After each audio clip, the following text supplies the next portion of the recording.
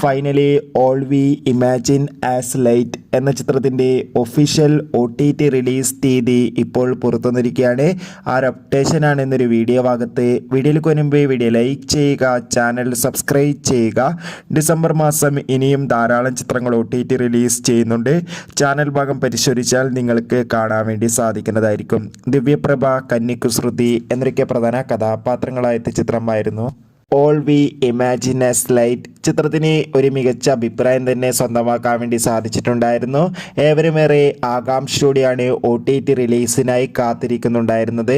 Finally ചിത്രത്തിൻ്റെ OTT അവകാശങ്ങളൊക്കെ Disney plus Hotstar എന്ന OTT platform സ്വന്തമാക്കിയെന്ന് ഒഫീഷ്യലായി confirm ആക്കിയിട്ടുണ്ട്.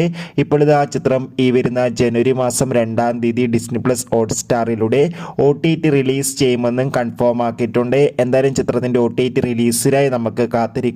ചിത്രം കണ്ടവരുടെ അഭിപ്രായം രേഖപ്പെടുത്തുക. കൂടുതൽ സിനിമാ വാർത്തകൾ പെട്ടെന്ന് ലഭിക്കാൻ ചാനൽ ഇപ്പോൾ തന്നെ സബ്സ്ക്രൈബ് ചെയ്യുക.